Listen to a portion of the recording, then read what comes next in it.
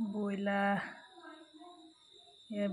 বিলাহী, আলু, পিঁয়াজ, ৰচুন, আদা, কেঁচা জলকীয়া, মছলা এনেকৈ ৰেডি কৰি লৈছোঁ। ইয়াত মই গাহৰি মাংস, বইল গাহৰি, ইয়াত হালধি নিমখ দি বইল কৰিলোঁ। হালধি দি সানি দিলোঁ অলপ।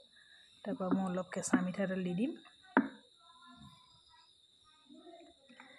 কেঁচা মিঠাতেল দি এনেকৈ মই ফেটি লওঁ। ফেটি লৈ মই যিহেতু গেছত পুৰিব লাগিব, জুই নাই, গেছত মই এনেকৈ পুৰিম।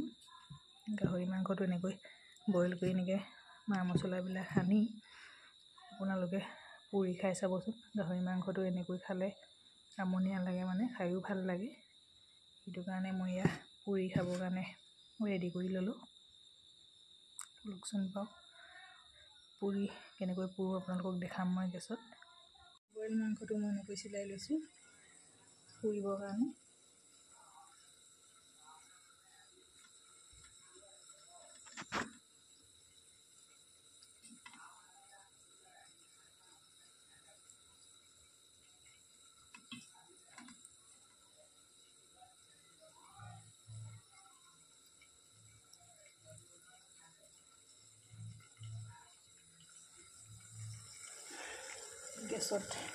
যিহেতু গেছত পুৰিবলগীয়া হৈছে, জুই নাই, সেইটো কাৰণে অলপ টাইম লৈছে।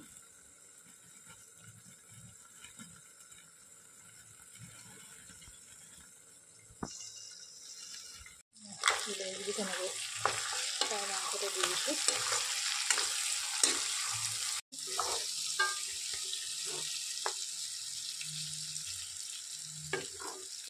এয়া ব্ৰইলাৰ, আলু, বিলাহী, গাহৰি আলু বনালোঁ গ্ৰেভি, দালি আৰু ঔটেঙা। গাহৰি পুৰিছিলোঁ, সৰু সৰুকৈ কাটি দিছোঁ। মোৰ যি থালিখন গধূলি সাঁজ এনেকৈ